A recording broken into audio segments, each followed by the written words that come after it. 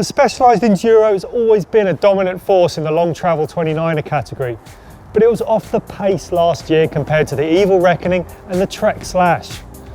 But in typical Specialized style, they've come back fighting, and this tweaked model for 2018 aims to reclaim its crown as the ultimate 29er enduro bike. The reach measurement has been stretched and the stems have been shortened on all 4 frame sizes. But more importantly, the bottom bracket has been dropped a full 15mm. And there's an adjustable shock extension that lets you raise it again if you're going to run 27.5-inch wheels with plus tyres. Orbea, however, has other ideas. And in the new Rallon, they've created a stunning new contender to the throne. The most eye-catching part of the new frame is the single-sided seat tube strut that offers better access to the shock. But there's also adjustable geometry and a really chunky carbon frame. So 2 drop-dead gorgeous long travel 29ers, but which one's best? Let's go and find out. It's pretty much unheard of for a frame, especially a carbon one, to get updated after just 1 year of production. But that's exactly what Specialized has done with the new Enduro. The adjustable geometry is a welcome addition, but it could hardly be called a sleek solution. Basically, it's nothing more than a thick square washer that goes between the end of the shock and the link, nor does it sit very neatly in the high setting. It works fine, but for a brand with such amazing engineering know-how, it looks like a bit of a bodge. On the Rallon, you get to choose between low and extra low bottom bracket heights. And the single-sided frame strut design offers easy access to the geometry flip chip on the shock yoke. The upper link has shrunk compared to the old bike, but it still uses a pivot that's concentric with the rear axle to separate how braking and acceleration forces impact the behaviour of the suspension.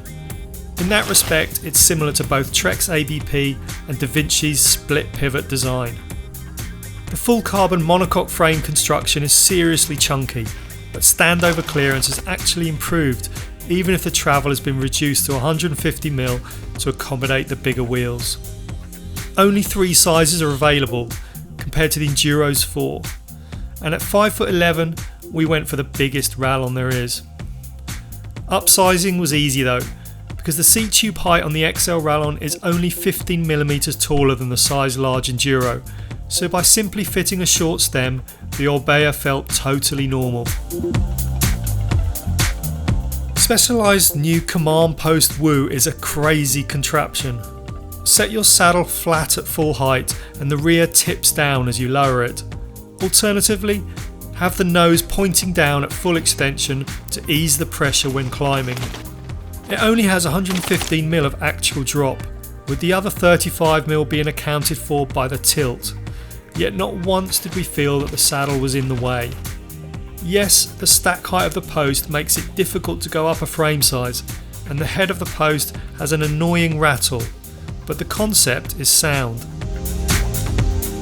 As standard, the Rallon M Team comes equipped with Sram Guide RSC brakes. Stopping power is ample, even on this monster truck, but the guide brakes have more dead lever travel than the new code brakes fitted to the Specialized Enduro, so modulation isn't anything like as good. With Orbea's customization options, however, you can simply upgrade to codes for an extra 35 quid. In fact, when ordering your bike, you can also choose different wheels, saddles, shocks, cranks or seat posts. Best of all, you can choose between 150mm or 170mm race face turbine dropper post at no extra cost, which is ideal if you're upsizing. Suspension duties on the Enduro are handled by Öhlins.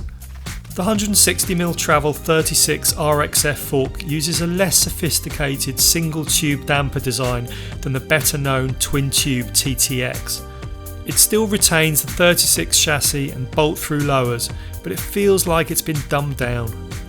Even when run fully open, the rebound damping is really sluggish, and the compression adjuster doesn't seem to have much impact. Not that we want more damping, If anything, it probably needs less hydraulic control, as the fork really lacks small bump sensitivity. After we'd finished testing the bike, we found out that undersized bushings on a batch of forks was the culprit behind this harshness. On the rear, the Öhlins STX shock is also operating with a single tube damper design, but Specialized has got this dialed. With the high speed adjuster set in the mid position of 3, the 165mm travel swallows big hits with ease while offering good grip for climbing and ample support for smashing turns.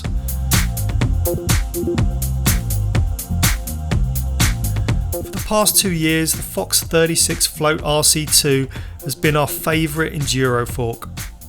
It's super smooth off the top, and even when you run it firmer for extra mid-stroke support, it doesn't lose any of its ground-hugging suppleness. Out back, the Rallon lacks a bit of travel compared to the Enduro. It also has more anti-squat and pedal kickback than the Specialized. So even with the Fox Float X2 shock, it's not quite as planted. It does pedal more efficiently than the Enduro though, especially on smooth trails. And if you want to give it a more gravity focus, simply increasing the chainring size from 32 to 34 will kill off some of the pedal feedback and make the rear suspension more responsive. There's a ton of hype surrounding carbon wheels, so it may come as a surprise that the alloy DT Swiss wheels are lighter than the carbon ones on the Enduro. They also have more flex, which gives the Rallon a calmer, less twitchy response on wet, rooty trails. And even though the Rallon is a full size bigger than the Enduro, the complete bike is almost half a kilo lighter.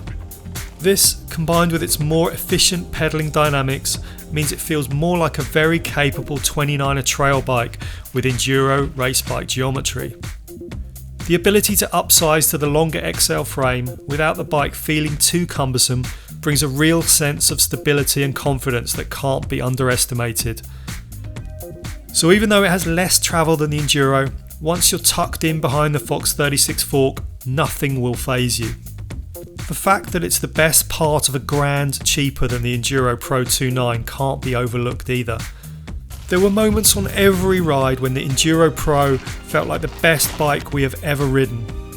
Like slamming smooth bermed corners, dropping into eye-popping G-outs, or simply sticking a highline as we traversed an off-camber trail.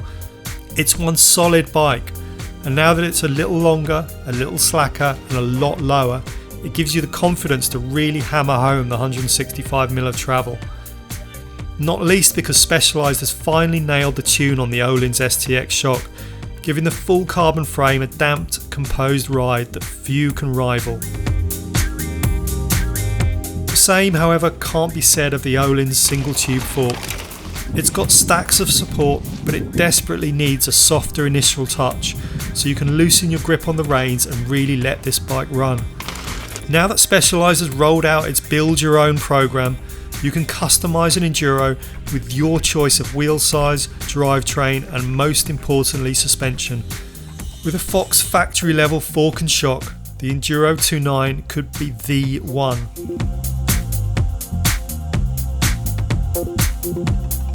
Which leaves the Rallon as our winner here. Good as it is though, it isn't perfect. The size range is limited, and the rear suspension isn't as capable as the Specialized Enduro or the Evil Reckoning, even if Orbea's geometry has the measure of both. Would it be even better if it was 160mm travel? Probably. Would it be better still if Orbea offered a more comprehensive range of sizes? Definitely. Still, if the shoe fits, you're in for a treat.